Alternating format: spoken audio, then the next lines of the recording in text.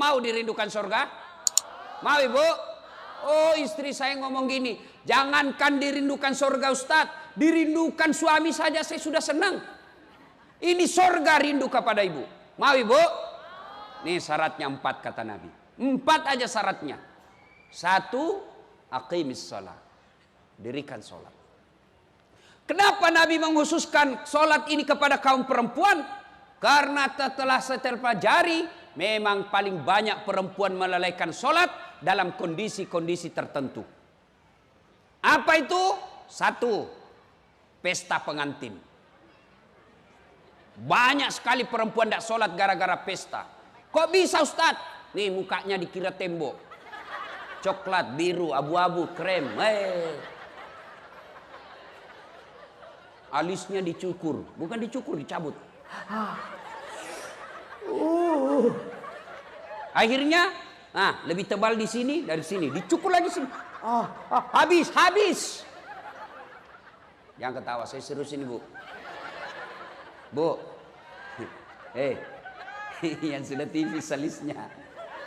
Itu Nabi jelaskan laknat Allah mereka yang mencabut dan mencukur alisnya. Anda usah lihat temanmu. Ayo. Nih banyak nih. Sekarang perempuan banyak palsu. Bulu mata panjang palsu. Bibir merah palsu. Mata biru palsu. Bibir merah palsu, pipi biru palsu, pantat gabus. Ayo, kapan lagi kondisi perempuan banyak ndak sholat? Setelah make up. Ini kan ibu-ibu nih yang tebal-tebal make upnya. Dengar ini bu. Kalau sudah masuk waktu sholat, dia pergi wudhu. Tapi karena dia sayang ini bedaknya, maka wudhunya cuma begini. Beleng-beleng. Kan dia takut ini. Ibu dengar. Kalau ibu pakai make up tebal dan ibu wudhu tidak tersentuh kulit pipinya, tidak sah wudhu. Wudhu tidak sah, otomatis tidak sah sholatnya. Maka kalau ibu pakai make up, kasih dulu tisu basah. Lepaskan semua. 200.000 Ustaz. Sudah baru wudhu. Jadi bagaimana caranya Ustaz supaya kita make up wudhu? Tetap sholat. Wudhu dulu ibu. Sudah wudhu baru make up. Setelah itu tahan kentut. Biar ibu sudah wudhu, kentut batal. Dia bilang kalau lepas Ustaz, tidak habis, tetap batal.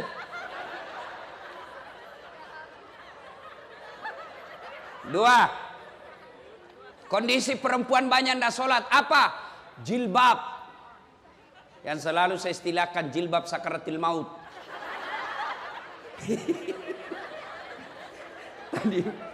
Tadi pagi saya di mana ya ceramah itu, di Bekasi kayaknya. Wih, ada ibu-ibu. Saya sambil ceramah dia di depan saya bilang, saya bayangkan bagaimana caranya dia pakai ini jilbabnya ya. 3 lapis ibu, kuning biru, dikasih miring lagi sedikit. Ngapain lagi kok kasih miring? 17 jepitannya, pentulnya 7. Ini pentul yang biasa jadi korban kita laki-laki. Dia simpan di kursi. Begitu, apa ini pentul ini?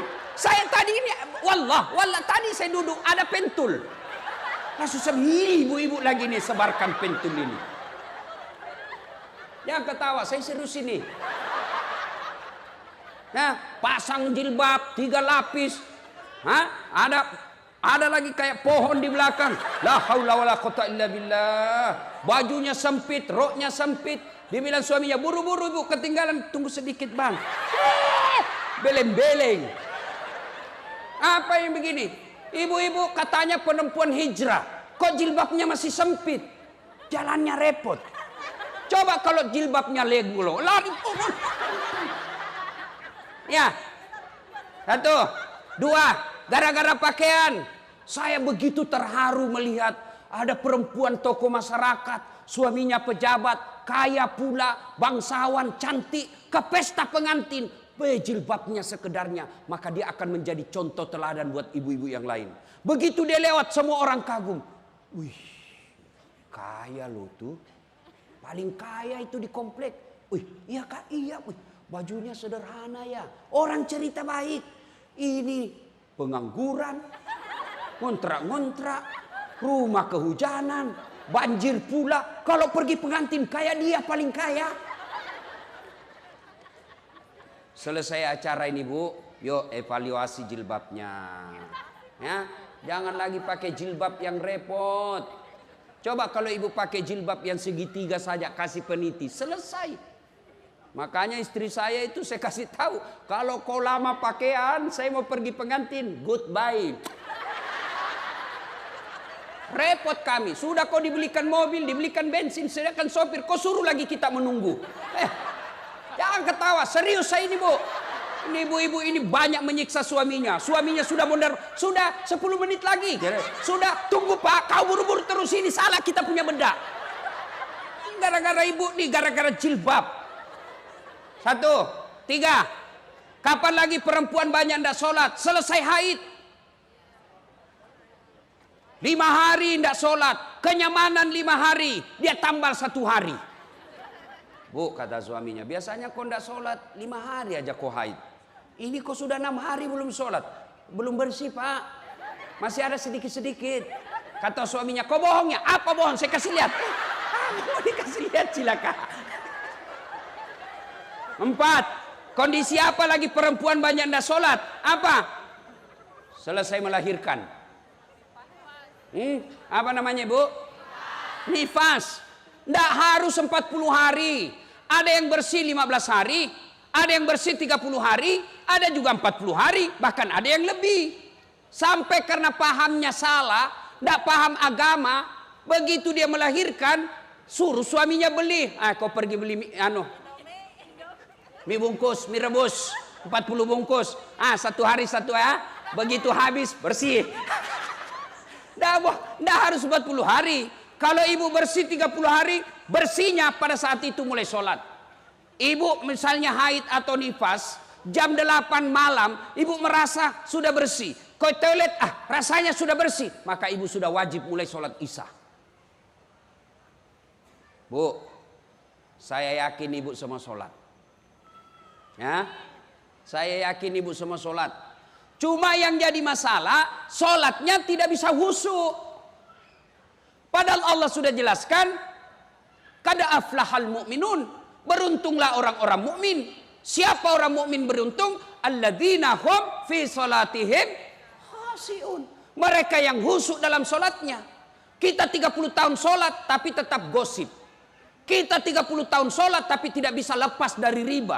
Kita 30 tahun salat tapi suka durhaka sama suami. Kok ada apa? Padahal salat menjelaskan, mencegah kita dari perbuatan keji dan mungkar. Saya 30 tahun salat Ustaz, kok tidak mau berhenti gosip? Berarti ada masalah dengan sholat ibu. Tidak mungkin Allah jelaskan inna sholata tanha anil fasai wal munkar. Sholat itu mencegah kalian dari perbuatan mungkar. Kalau memang ibu lakukan sholat dengan sebaik-baiknya. Sayang 1000 sayang, ibu sholat tapi sholat ngingat duit. Allahu Akbar. Tadi 100.000. Beli bensin 50.000. Beli kuota 30.000. Mana 20.000 ya? Allahu Akbar. Suami, di mana aku simpannya? Allah. Begitu assalamualaikum. Oh, di bawah sadel motor. Selama dia sholat. Ayo. Ya ibu. Maka kalau begitu Ustaz, bagaimana supaya bisa khusyuk? Al-Quran menginformasikan. Minimal ada 3 cara supaya ibu bisa khusyuk. 1, sempurnakan wudhu. Terutama kalau musim hujan. Utama subuh, dingin, biasa kita tidak sempurna wudhu. Kapan ini kita wudhu tidak sempurna? Pada saat bagaimana? 1, pada saat membasuh rambut. Ibu-ibu karena dari pesta, mau lambut lagi pestanya jam 10 malam, takut rusak rambutnya, maka wudhunya cuma begini. Ibu lebih betul ibu begini. Atau ini cowok, sudah pakai apa namanya itu? Pomade. Apa? Itu. Sudah kan rambutnya anak-anak sekarang lain-lain. Ada sungainya, Bu. Ada got-gotnya, jalan kutu. Dia sudah kasih model rambutnya. Dia takut rusak. Maka kalau dia wudhu dia cuma begini. Bos, salah. Lebih betul kalian wudhu begini. Ini rambut. Kalau ini jidat. Kapan lagi kita banyak wudhu? Salah. Bukan salah. Tidak sunnah. Apa? Quran menjelaskan. Wudhu membasuh dari jari ke siku. Tapi apa yang kita praktekkan? Dari siku ke jari. Ya toh? Nah, apalagi yang banyak kita keliru. Membasuh kaki. Sunnahnya jari-jari tangan masuk ke jari-jari kaki lalu lipat ke belakang. Tapi apa yang kita praktekkan? Iya, berapa itu jaketmu? Itu setan masuk dari situ. Jangan ketawa, saya serius ini. Dikasih cara malah diketawain kita. Ya, sempurnakan wudhu. Yang kedua, pada saat kalian sholat, pakailah pakaian yang indah. Maka ibu kalau bukan pegawai negeri yang tiap hari ke kantor, cuma di rumah, begitu mau sholat, ganti pakaian. Yang jadi masalah itu juga kita pakai pergi mencuci, dipakai masuk toilet, pergi ke pasar, pakai tidur ngiler, pakai lagi menghadap kepada Allah. Maka ibu kalau mau sholat, pakai pakaian yang indah. Itu perintah Quran surah Al-Jum'ah. Kalau perlu sunnah pakai parfum. Nggak punya parfum Ustaz, pakai pengharum setrika. Apa namanya Bu? Iya itu. Pakai. Dan yang ketiga cara bisa khusyuk. Bayangkan kalau itu sholat adalah sholat kita yang terakhir. Tapi menurut ulama bagaimana cara supaya bisa khusyuk? Satu. Ketika sholat jangan terlalu banyak gerak. Biasanya kita sholat kan banyak sekali gerakannya. Allahu Akbar.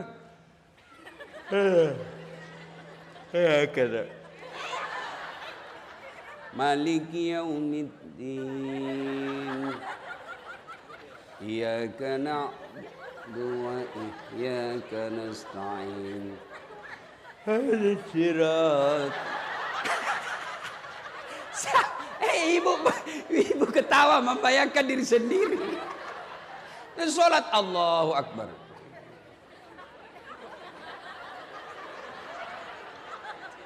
Mode silent dia pakai. Allah.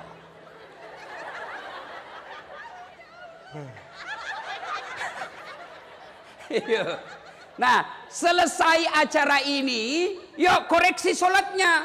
Sudah sesuai enggak yang diajarkan Nabi? Yang kedua, yang diajarkan ulama, jangan banyak gerak. Apalagi usahakan yang ibu baca paham. Salah satu bacaan yang wajib dibaca ketika sholat Al-Fatihah. Ada yang hafal Al-Fatihah dengan terjemahannya? Ada? Saya kasih hadiah. Ayo Bu, siapa? Siapa yang hafal? Saya kasih hadiah. Ayo, mana? Hadiah. Ayo, cepat. Ayo, mana? Ayo. Sini. Sini, cepat. Mana?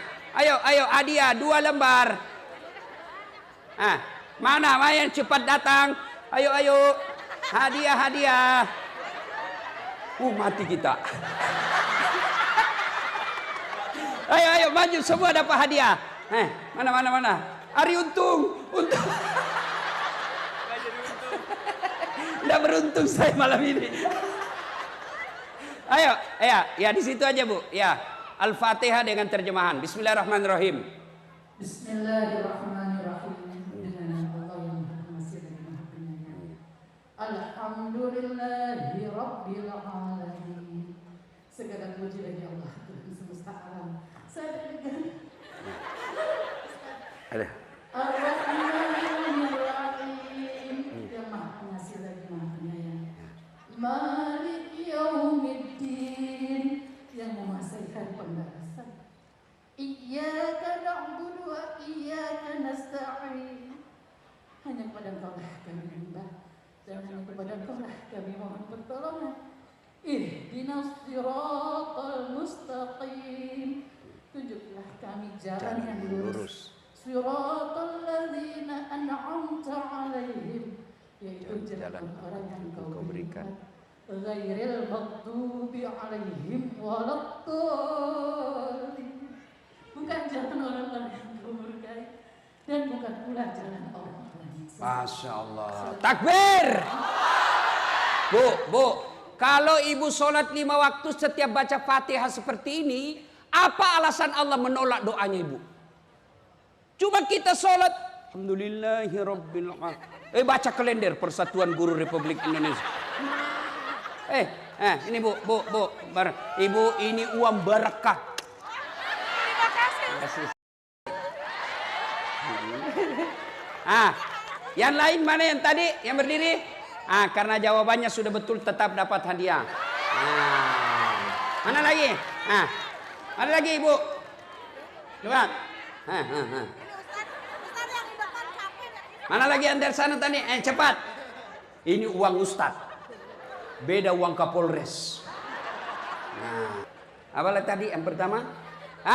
Pahami apa yang kita baca. Surah pendeknya, kalau tidak bisa pahami per ayatnya, paling tidak kesimpulan ayat itu. Kesimpulan surah itu. Ibu baca kul huwallahu ahad. Apa kesimpulan ayat itu? Perintah mengesahkan Allah, tidak ada Tuhan selain Allah. Itu aja kita bayangkan. Tapi kita kan baca Fatihah yang kita pikirkan bismillah, lewat kucing. Tidak tertutup pula, mati habis ikan. Akhirnya apa? Kul a'udzu birabbin nas, malikin nas, ilahin nas. Ayo, berikutnya, sholat jangan banyak gerak. 2, baca yang kita baca, pahami. Yang ketiga, supaya bisa khusyuk, mata jangan seperti mata pencuri. Allahu Akbar. Tidak seragam bajunya itu. Lewat lagi. Nah, maka bagaimana sunnahnya? Waktu habis. Maka sunnahnya mata kita menuju apa yang kita mau sujudi. Allahu Akbar. Lihat ini. Ya bu? Bisa? Berikutnya, jangan terlalu banyak gerak. Kalau Syafi'i maksimal 3. 3 kali. 1, 2.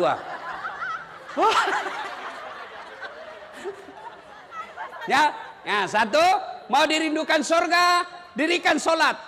Yang kedua, wasiamu Ramadan. Berpuasa di bulan suci Ramadan. Saya yakin ibu semua puasa Ramadan. Maka karena waktu terbatas. Yang ketiga, menjaga harga diri. Bagaimana cara perempuan menjaga harga diri? Tolong berpakaian yang islami. Mana pakaian yang islami? Bukan sekedar tutup aurat. Yang kedua, jangan mempertontonkan lekuk-lekuk tubuh. Banyak perempuan sekarang pakai jilbab tapi sempit. Kalian menyiksa kami laki-laki. Kalau ibu pakaian sempit, nih. Sama kan? Apa bedanya? Sama lekuk-lekuknya. Apalagi ibu pakai coklat. Sama kulit itu. Kami laki-laki yang tersiksa. Dilihat. Dosa? Tidak dilihat. Barang bagus. Maka ibu tolong berpakaian yang islami. Jangan mempertontonkan lekuk-lekuk tubuh. Yang ketiga, cara menjaga harga diri seorang perempuan. Jangan pernah keluar rumah tanpa izin suami. Pak, saya mau pergi pengajian. Pengajiannya baik, tapi pasca setelah pengajiannya salah. Sudah pengajian, suaminya belum pulang. WhatsApp di grup. Yuk, ketemu di PI. Pergilah ke Plaza Indonesia. Sudah itu, suami kita kan belum pulang. Lanjut nonton deh. Nonton lagi. Sampai sore. Padahal isinya pengajian 1 jam. Ibu pengajian baik. Tapi karena mengkhianati perjanjian pergi pengajian, akhirnya ibu lebih banyak dosanya daripada pengajiannya. Dan yang keempat, wanita yang dirindukan surga adalah menaati perintah suami. Ini agak berat. 1, 2, 3 gampang. Tapi ini yang perintah suami yang sulit. Bu, mau masuk surga? Mau masuk surga? Taati perintah suami. Bu, mau tahu? Ada 4 perempuan menjadi penghuni api neraka.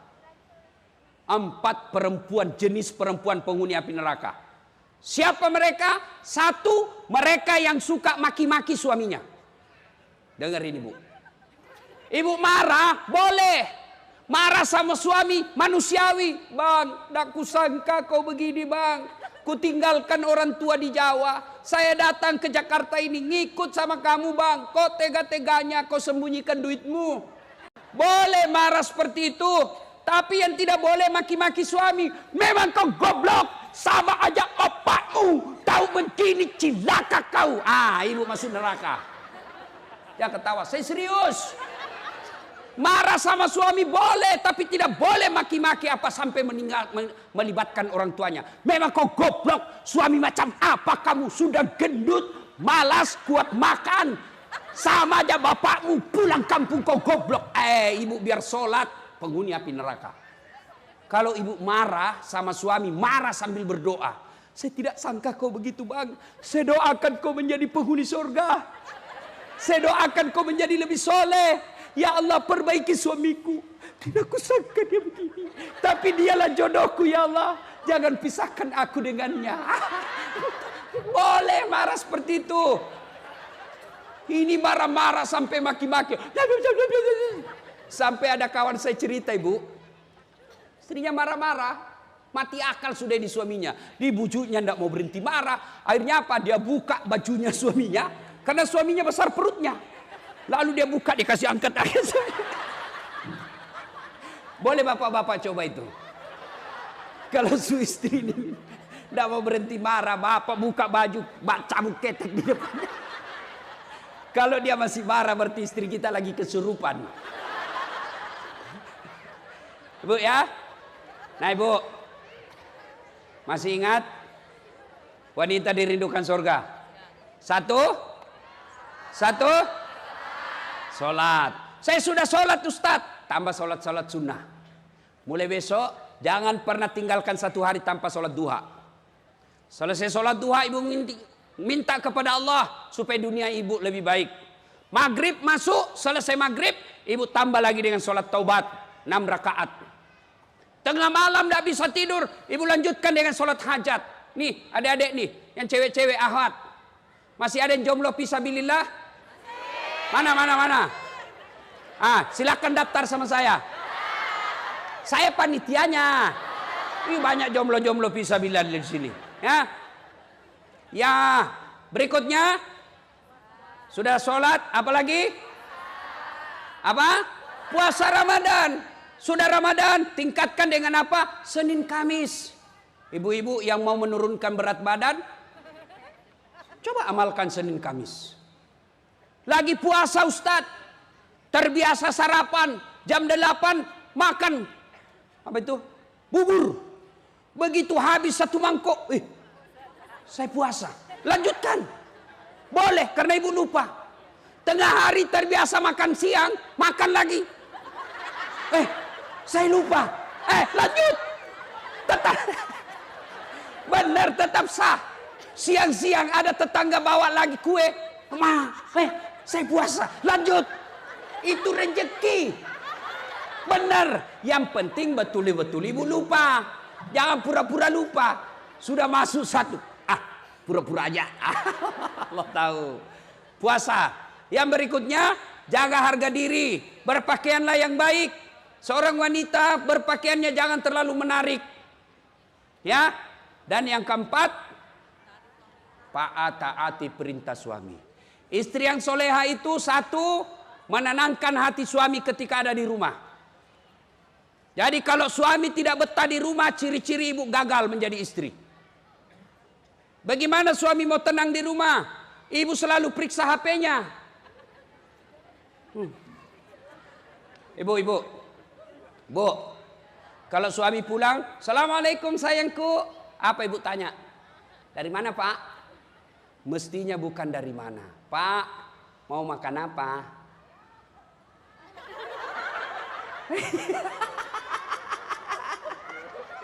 Coba, kan enak perasaan kita. Pulang, sayangku, bila kamu di sisiku, hati rasa syahdu.